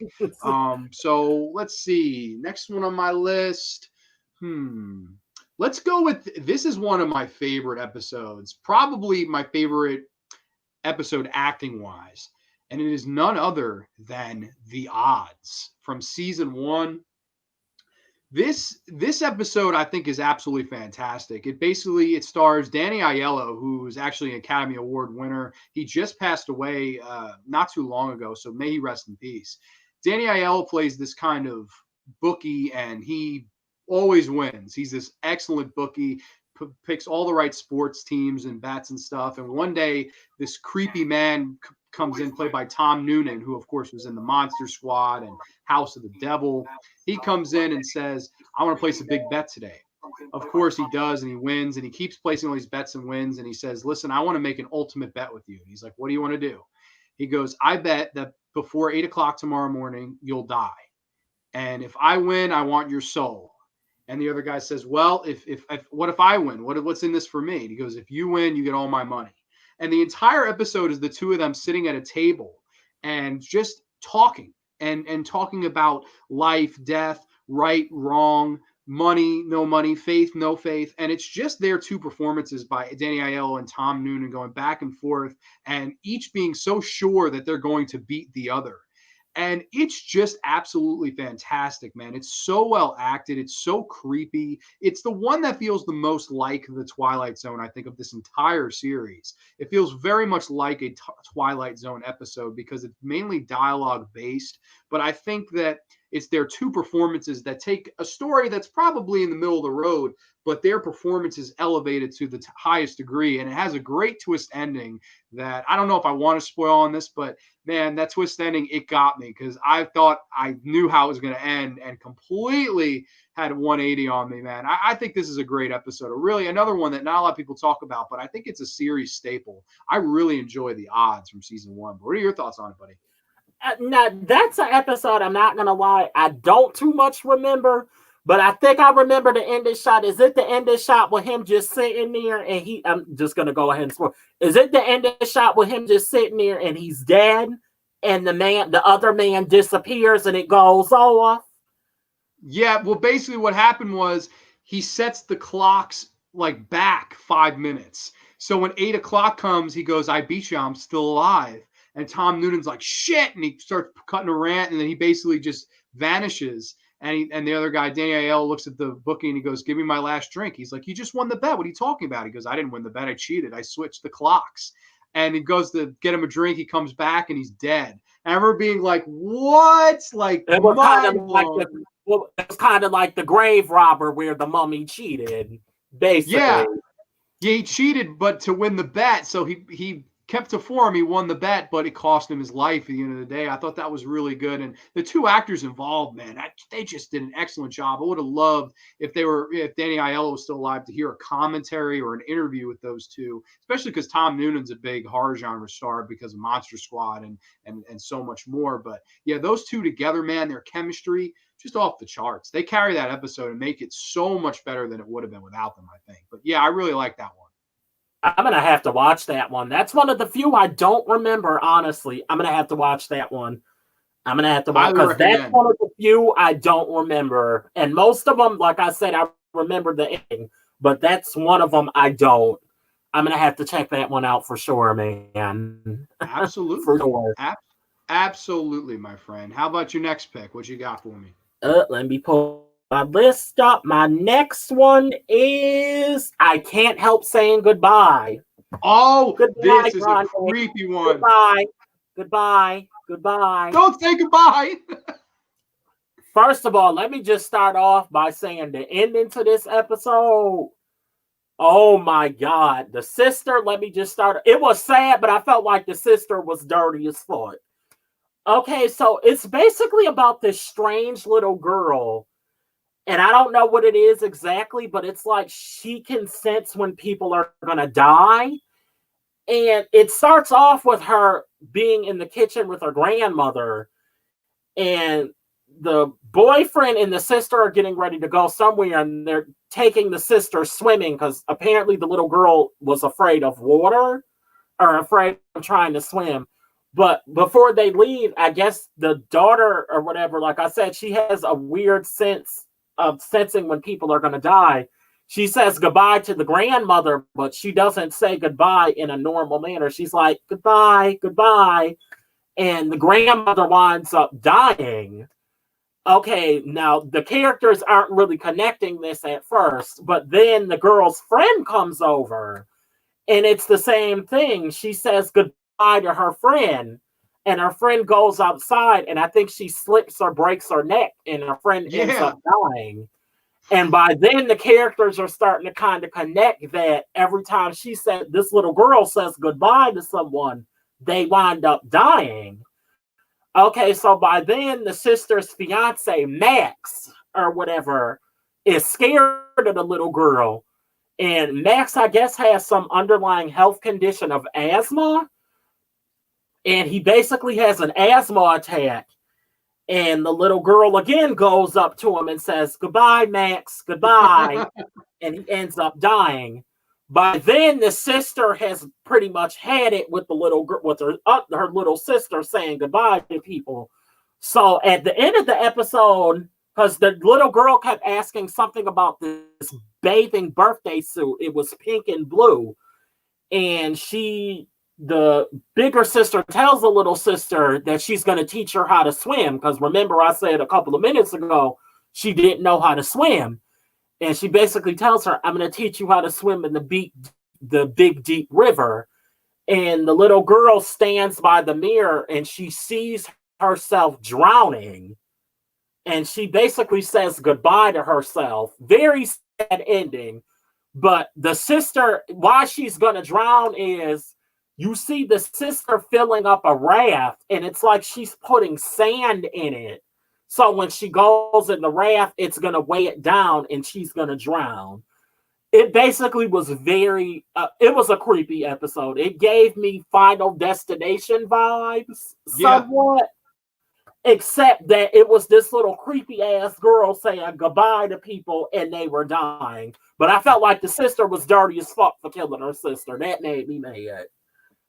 For real. And it's the overall creepy tone of just a little girl saying goodbye. It sounds so sweet. It sounds so innocent, and it's everything but. And I remember when I first watched this episode, I hadn't completely put it together either. Like I didn't read a synopsis or anything. So when the little girl's friend comes over and says goodbye to her and she runs out and you just learn, you're like, oh, she just snapped her neck. I was like, what? That little 7-year-old girl just snapped her neck? What?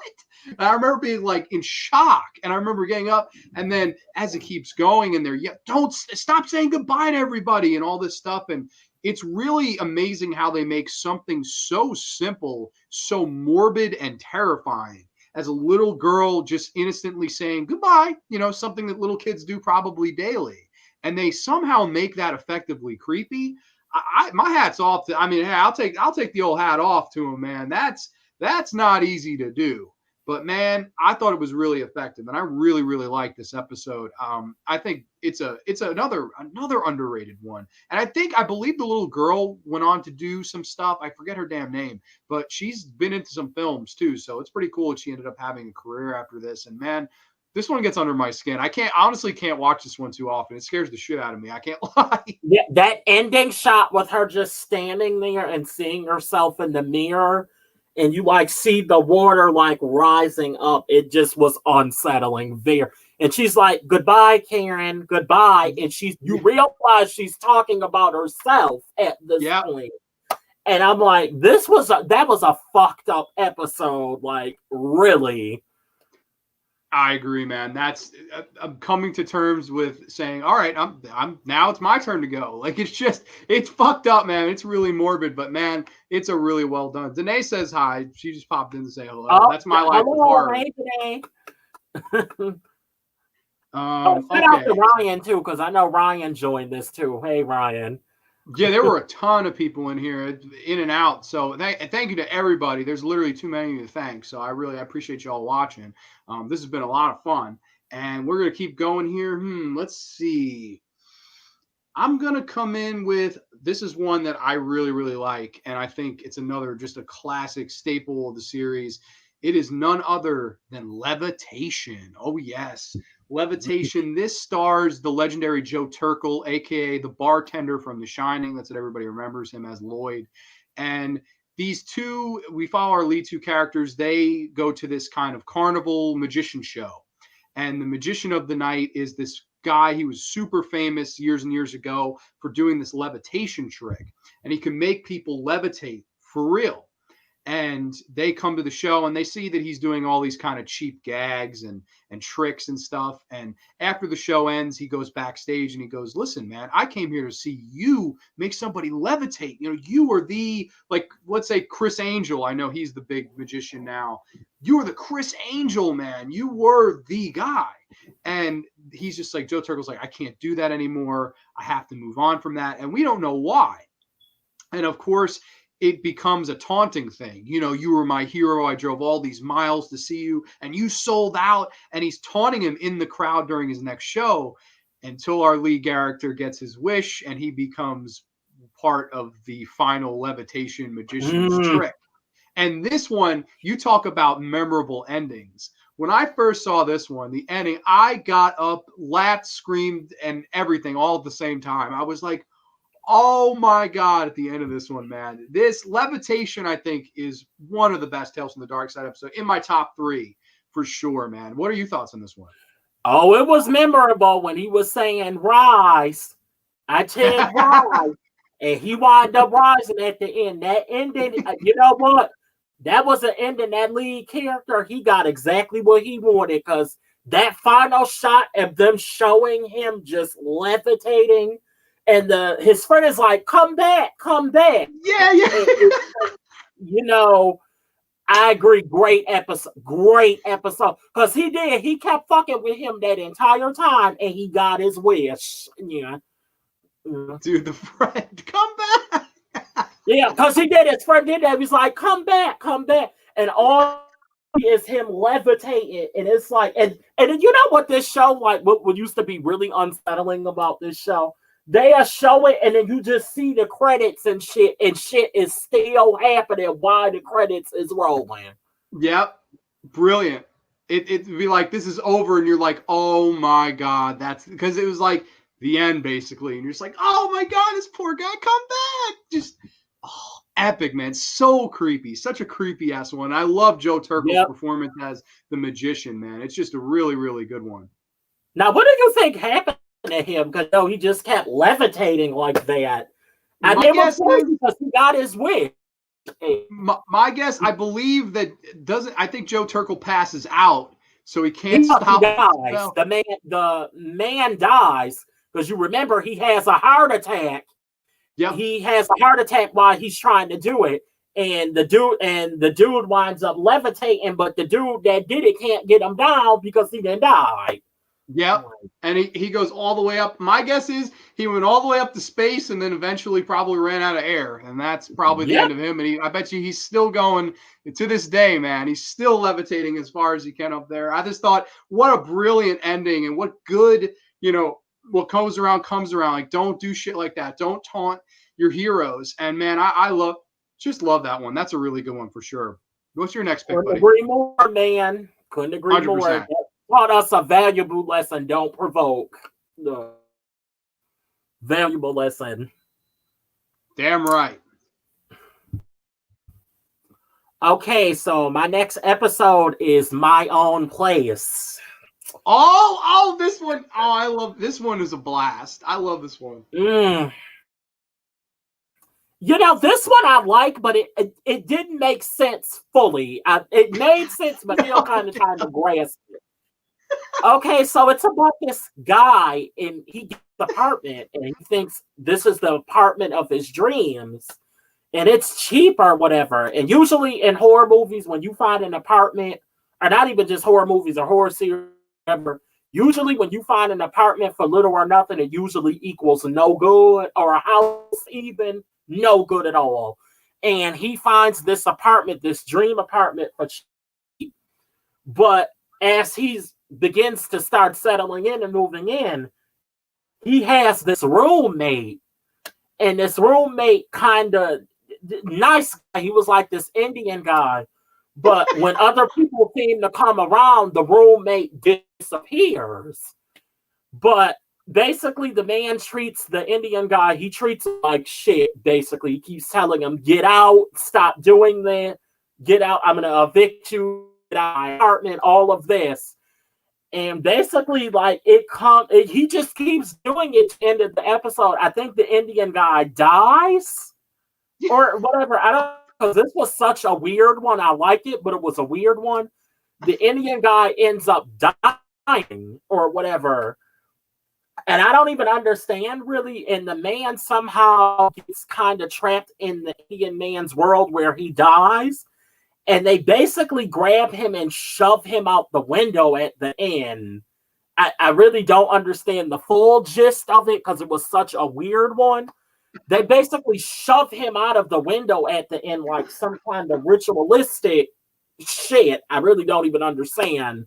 Because he sees the Indian man on the thing and he apologizes and he tells him, I'm so sorry. But by this point, it's way too late and they end up killing him. And the lady that sold him the apartment is now selling it to someone else for cheap. And I'm assuming they're going to suffer the same fate that this man did with the apartment. And it's just kind of like this ongoing cycle. Yeah, that one is so batshit crazy. I know it was directed by John Harrison, who has directed so many things I like, including the Tales from the Darkside movie, which is really cool. He did a few episodes, and this one, man, it's just so batshit crazy. Like there's a point where he goes to the bathroom in the morning, and he's just going to take a piss, and the Indian guy's in there. He's like, wait your turn, and the guy's like, get out of my bathroom, I'm trying to go to work. I don't know. There's something about this episode I found really funny, and like the point where he's eating dinner, and then all of a sudden this Indian guy's his entire family is there, and they're like eating his food, and he's like, "Get these people out of my house!" It was a weird one. It's like really I don't weird one. understand why they killed him. I didn't exactly get that part. It was a weird one. I liked it, but it was just one of them episodes like. I guess it was kind of left up to the viewer to interpret it, what happened. Yeah, I don't know. It's one of those, like, I don't know if we were supposed to take it seriously or not. Like, to me, it comes off very hokey, but I almost think the reason it comes off that way is because they play it so serious. Like, I don't think they're really going for laughs. It just kind of comes off funny to me. But yeah, man, I think this one was really fun, really underrated. It's bizarre. Like, I will fully admit to you, I have no fucking idea what happened in this. Like, I was just confused the entire time and kind of baffled, but it's an entertaining watch for sure. Very interesting. I love that ending where, all right, this is going to happen to the next guy who doesn't want to pay his rent. He wants to pay cheap rent. He's going to have a roommate or two. And I thought that was really a smart little trick to use. And man, I like this episode a lot. This is My Own Place. Good pick, a very solid pick. One I definitely should rewatch for sure. Let's see. There's a lot on here that I still haven't covered. I guess there's some we can gloss over because I definitely want to talk about my number one. So I guess I'll just mention these just in passing. Hush, I really like Hush. I think that's a great one. It's basically what a Quiet Place, that movie that came out a few years ago. It's that, but it's like a 20-minute episode of it. And I thought it was done better here. Really good stuff, man. I enjoy Hush. The Old Soft Shoe, which you actually were, you recommended to me, and I had never seen that one. Man, absolutely great episode. It made my top 13 list. I loved the Old that Soft ending Shoe. shot was memorable. Oh, another dude, memorable ending shot. A beautifully done episode. Really creepy, really atmospheric. Good story, good acting. This episode had it all. I loved the Old Soft Shoe, man. It had to make my list. The Grave Robber. You know what that actually, the Old Soft Shoe. You know what movie it reminded me of? What? 1408. If you, ooh, yeah, you know, you're right. It's like more of a, I guess more of a somber 1408 because most of it deals with that guy and he's just with this beautiful woman and she's kind of thinks he's somebody else and nobody else can see her or hear her and they all think he's going crazy, which again, it's like 1408. They all think he's going crazy. That's a really good, who knows, maybe Stephen King saw that episode and said, hey man, I'm going to write a story similar to this. Who knows? Like that's a really good one for sure. I appreciate the recommendation for that. There's The Grave Robber. That's a really fun one where these people, they break into this tomb and basically have to play strip poker against this mummy for their lives. It's just a really stupid one. Love it. Halloween Candy, I love. The Word Processor of the Gods. Of course, I said Halloween Candy. Family Reunion is one of my favorite episodes. That's just a lot of my favorite episodes I just mentioned there. These are ones I just wanted to make sure I talked about because I know we've been at this for about an hour and a half. I definitely want to talk about probably both our number ones. Do you want to mention any like honorable mentions before we discuss probably our joint favorite? I got a couple. Halloween Candy, I just want to say that was a good one. I watched that episode a couple hours ago. That was a good one. The Circus, that was another fucked up one. That circus one was really good. Anniversary Dinner. Oh, classic. There is one that I want to mention before we get into that. Parlor Floor Front was creepy. That was a great one. Parlor Floor Front is like almost made my number one because they treated that man like shit. Well, the wife did. The wife treated him like shit. And then you thought you was going to go and steal his ring. And he's like, give me back my ring. I must have the ring. And I actually sent you that video because I was glad when she got it because she deserved every bit of it. And I just want to say that man, I don't know the actor's name, but that man that plays him when he comes back to get his ring, that was creepy as fuck. Like, absolutely. So that episode I definitely feel like is an honorable mention. And my other one was Ursa Minor with the teddy bear. That was another teddy bear. That was another one. That teddy bear was fucked up. Teddy was fucked up. Dude, I love that one. Its eyes turn red and it's like demonic looking. Dude, I just love that last shot when he's breaking the door. And it's like, you know what's going to happen to these characters. And they're just sitting there. The mother's just sitting there screaming. And you just have this bear breaking the door. I'm like, just crazy. I know. And then, of course, like you said, credits. And you're like, oh, shit, they're going to get it. It's brilliant. It's absolutely brilliant. I love Ursa Minor's a really scary one, bro. That make you throw away your nearest teddy bear at any moment, man. That's just the automatic, just terrifying one. What did you think of the Cuddy Black Sow? Because that was another one. I know you said you had watched it. I rewatched it last night, and I will say I like the episode. It's definitely I didn't put it on my top 13. It's a good episode. I know a lot of people will put it in their top 10. I like it, just not as much as most people. But I thought it was really well done when it comes to Halloween atmosphere. It basically tells the story of this old lady, and she's dying, and she basically says the Cuddy Black Sow is coming to get her, and it's going to come to get these kids, and it's just I don't know. It's again, it's kind of like the Seasons of Belief, but with Halloween, they create this origin of the Cuddy Black Sow and how it's going to come to get you on Halloween night, and all these mythical stones. They have to be placed in a certain spot, and again, it's just the origin and the story, and these little kids trying to put together how to stop it from coming. It's just really, really well done stuff, man. And man, that ending, holy shit, Yeah, you never see that coming. I told you that wasn't that ending fucked up. It made that guy look like a jack-o'-lantern, which scared me completely. And this was all practical effect, man. Just never expect my dad talking him in the bed. I'm like, why does it? Because they show him, it looks like he's talking him in the bed, and you just see him leaning closer, and then you got these bad pipes and shit playing. I'm like, just terrifying. Like I'd be like, dude, Dad, you can't tuck me in anymore.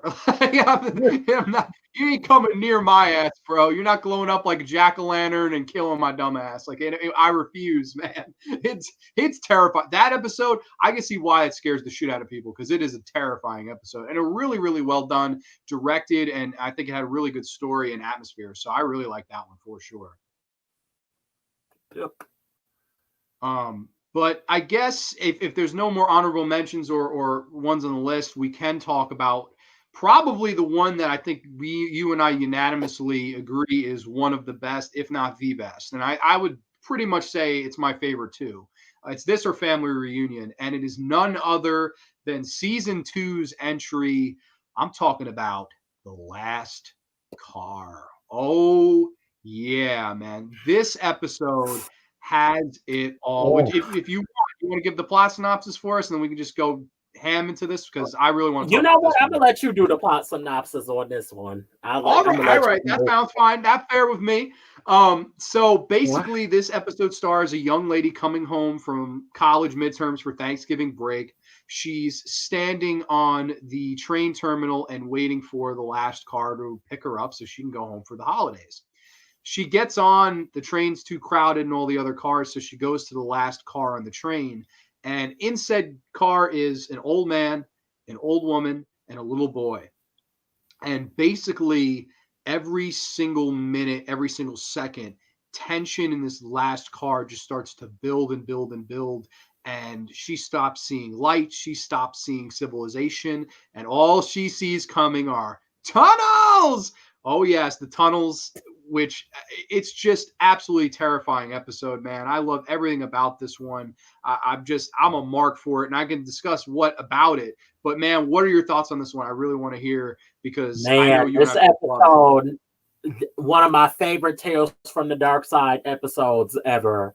It makes you not want to ride the train, especially the last car, because it's pretty much like you said. She gets on this train, and these passengers are bizarre as fuck. Like, first of all, there's a shot in the episode that that you brought up, that you DM'd me, and I have forgot about it because I watched the last car. I think yesterday I rewatched it, and it's a part where she pulls down the shade. And it's like that was one of the most creepiest moments of that episode. I felt like it was kind of foreshadowing what was going to happen. And it's just like you said, these tunnels that they keep going through, just these tunnels equal no good. But it's like, it's an episode that leaves you wondering. It doesn't even leave you wondering. Honestly, when I rewatched it yesterday, it was one of the Tales from the Darkside episodes. It was one of the many episodes I didn't understand for years. But I think now, after I rewatched it yesterday with a full focus, I understood exactly what happened. Basically, can I give it away? Or absolutely, yeah. Basically, I feel like she was already dead, because she says it, even when you think about it, she says it. it seems like I've been waiting out there for an eternity.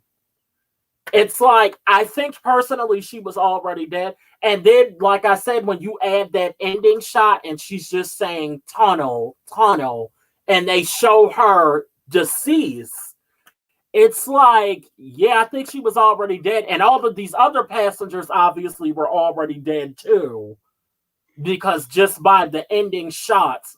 But there's another episode, another moment I found creepy, and I think it was when she got up when the conductor was trying to go in the back. Oh, so good. And he like is waving, the skeleton is waving, very, very unsettling. Yeah, I think the entire thing, and I can relate to this in some ways because I can relate to coming home on the train late night. Like when I worked in New York City, I would come home at the most bizarre hours. I'd get on a 2 a.m. train and be home at 3:07 a.m. And it's just, this episode captures the perfect atmosphere, what it's like to be on a late night train with a bunch of weird people. And I mean that in the best of ways, because it almost feels like you're the next passenger on this train with her. And it's just the dialogue. It's the, we've been on this train a long time, almost seems like an eternity. And the visuals, and the point where the conductor comes back there and says, "Do you have your ticket?" And she goes, "No, throw me off. I want off this train." And it's almost like the conductor just ignores her. He's like, "Ticket, please." Like, there is no getting off this train. Is this train the train to limbo? Is this train the last car in purgatory? Is this train, some kind of sick punishment for something this girl did in a past moment in her life? We don't know. Is she already dead? Is this the last car of the train to death? Is a tunnel a symbolization of death? I don't know. But it's just every single thing that this episode does, it just does it right. It's terrifying from beginning to end. And I think our lead actress does a wonderful job. I think not only was she good to look at, but she was a really good actress, and you really felt her horror. And I like what you mean. Just everything is memorable. It's the final shot. It's the conductor from turning into a regular guy, turning into a skeleton, and them saying tunnel and their eyes rolling in the back of their head. This is just everything I love about the horror genre in one episode of a show that I love. And I think it's the one that I look for when I want to watch a Tales from the Darkside episode I love. Like, if someone goes, "Why do you love Tales from the Darkside?" The last car. That's why I love the Tales from the Darkside series. That's why I love horror. It's just one of those lightning in a bottle episodes that just every single time never fails to creep me out, keep me interested, keep me thinking, keep me guessing. And man, I think The Last Car is just a wonderful episode. I would say it's a perfect episode. I'd give it the solid 10 out of 10 for me, man. Just love The Last Car and everything about it. I'm glad that you love it as much as me. I do. Again, you pretty much just said everything I wanted to say. It's one of those episodes, it just like it makes you think, like, was it some kind of limbo? Like, what was it exactly, and why was these passengers? And then, the old lady says it. She was like, I think she says something. She was like, "Until there's another passenger." So it's like, you do have to think, did this girl do something? Like, what happened? And like, why were they on this train if that's the case, that they did something? But it's like the conductor, I thought his performance was very creepy, because like when she says, it's a line that she says, she's like, "We should have stopped at Mystic and then Guilford. Why aren't there any lights? Because I've not seen any lights. I should have been in Cranston hours ago." It's like very, very unsettling episode. And it's just like you said, you feel for this character, because it's like, you basically know that you're in a horrible situation, but you think you're going to get out of it. And that's just not the case. Yeah, it really is. And it hits you in all the right spots. And I like that there's a point where she tries to jump off the back of the train. And there's a thing on the side, it's like, "You will pay the fine," and it's partially ripped off. I love that. Like, what fine is that? Is that the fine of her life? Is she destined for more time on the back of this train? And what I like too is, I think a lesser writer would have had it all be all old people, right? Because old people were more likely to be on the car or train of death. They throw that little kid in there, So you're like, wait a minute, how did he factor into all this? Was he dead too? Did he do something too? There's a little kid. What could he have done? So it really plays with that because it's old, young, and then she's like a college student. So it can be anybody. Nobody is safe. Male, female, old, young, no matter what, nobody is safe. And man, that just terrified me. And I remember when I started working late nights in the city, I would think about that episode as I got on the train for the ride home, and I would just be like, tunnel. I would be so goddamn scared. But man, it's to me the best episode of the series. I love The Last Car. And just that ending shot with her just saying tunnel, just effective as hell. Like it definitely, like I said, it left an impression because it was like really, and it's just like one of my main questions with that episode. Okay, like if it was this last car and they couldn't travel between cars, how the hell did she even get on the train in the first place and travel to the last car? It made no sense. It made no sense, but that was one of the many things that made that episode perfect, honestly. It just worked. Completely agree. She says something like, all the other cars were completely filled, jam-packed, but not this one. She goes, I wonder why no one's on this one. Now I'm kind of thinking to myself, I'm like, what? Like, so you were alive with other people, and then now you're in this last car? Like, what? So it really is creepy, and it makes you think, man. This episode, it'll keep you guessing throughout the entire thing, and man, that's why I love it. Yeah, Aiden says Last Car sounds amazing. I highly recommend. If I could recommend just one of these, it would be this one for sure. I adore this. For sure, Aiden, watch that episode. Hopefully someday they'll create some merch. This show, The Last Car is like the number one.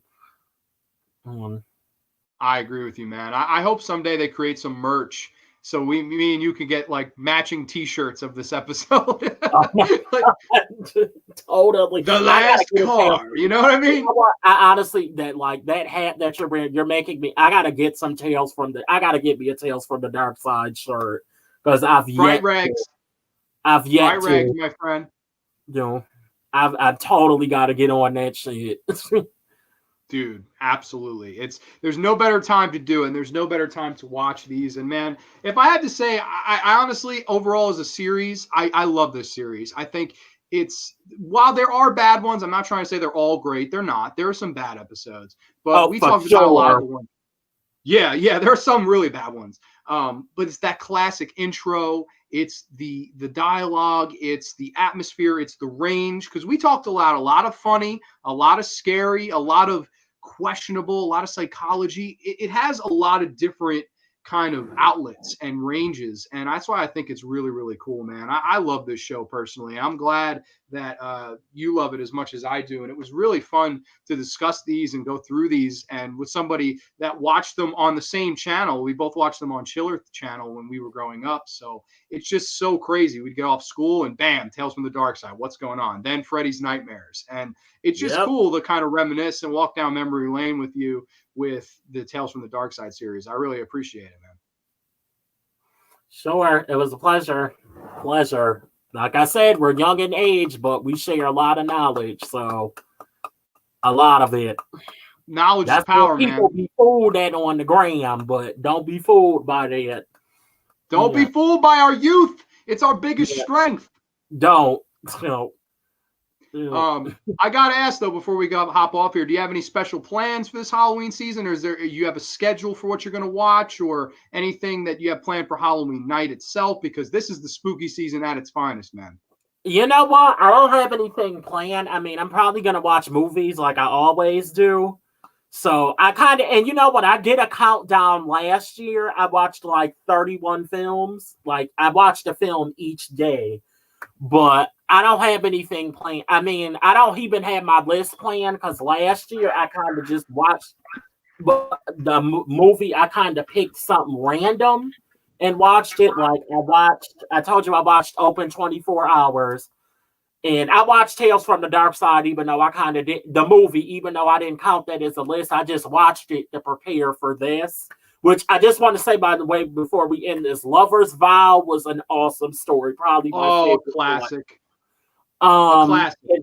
Aiden, if you get a chance, watch the movie also, because the Tales from the Darkside movie was awesome as well.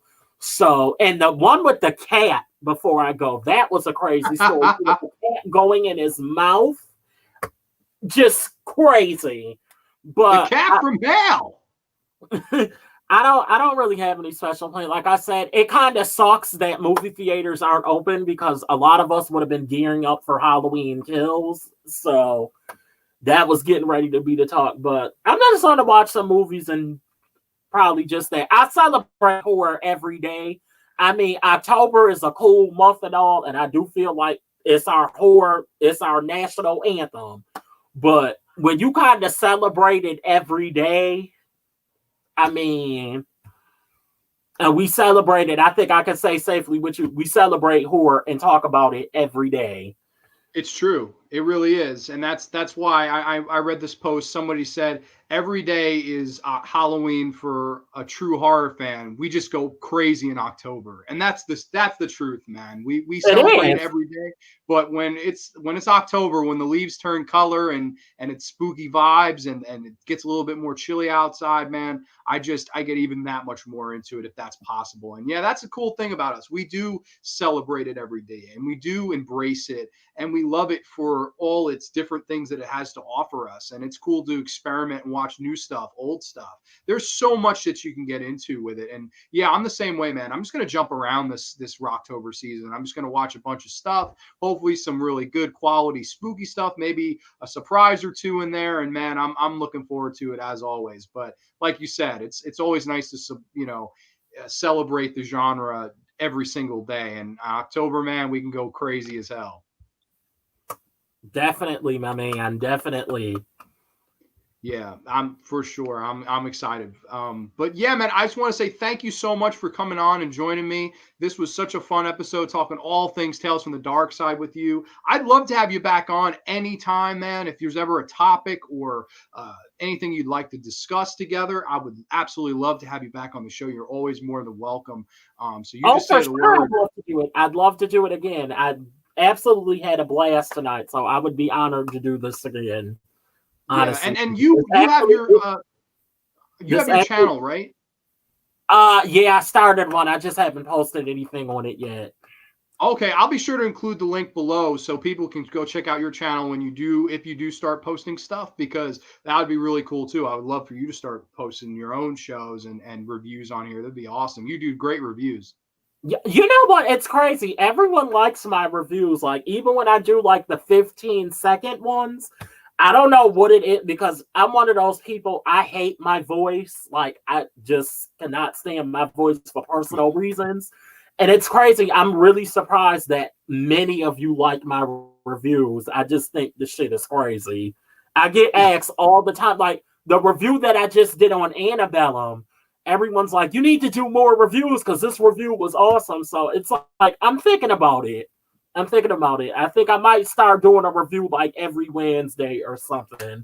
I don't know. I would love to see that, man. Absolutely would love to see that. I am a full subscriber. And if you have not subscribed to the Elm Street Warriors channel, I will leave a link down below so you can do just that when you do start posting content, because that will be awesome. Totally. All righty, my friend. All right, so we are going to wrap things up here. That was the Graveyard. Next week, I'll be back with the Horror Boy. We'll be doing a live fan commentary for Hellraiser, not 1, not 2, but Hellraiser 3, Hell on Earth. Oh, I hate that one. I do not like that one. I don't know why I don't like that Hellraiser. And you know what the sad part is? Before we go, I have it right here before we go. And I absolutely do not like this one. I don't know what it is. I love the first 2 films, and then I hate this one. It's like after Hellraiser 2, they just went to shit. Yeah, I completely understand that. I like the first 3, and then to me, the 4th one's where it went to shit. But that's cool. You have the VHS. I have the VHS as well. But you have the unrated version, so you're cooler than me, for sure. Please. You know what? It's crazy because one thing I can say with the horror community, and I always say that collections are cool to have, but I honestly feel like you don't need to have a collection to be a horror fan. You don't. Oh, as definitely long as not. You have that shit, and you like And I've seen many people post that, and I agree. I feel like you don't need to have an outrageous horror collection to love horror. Like I said, I sold my original collection. I had a whole nother collection before the one that I got today, and I went and sold it. I shouldn't have did it. I sold it like an idiot, but my whole point is like as long as you got that shit in your heart, that's all that matters. 100% agree, man. All the passion comes in your heart. Doesn't matter how many posters or Blu-rays or whatever. It's all about your love for the genre and supporting it and being a fan. Ultimately, that's what really makes it count at the end of the day. And I'm definitely, I agree with you completely. But all right, I want to say everybody that joined us, Aiden, Ryan was here, Neve Gore was here, Neon Black Reviews was here, AJ was here. So many people joined us live. I really do appreciate it. It was a lot of fun walking down memory lane, talking some tales from the dark side with my good friend, the Elm Street Warrior. I will be back next week with the Horror Boy doing a commentary on that film that we won't mention. We won't mention it. But man, thank you once again. And everybody have a wonderful weekend. And if I may quote Tales from the Dark Side's outro, until next time, try to enjoy the daylight. We'll see you next time, everybody. Bye-bye.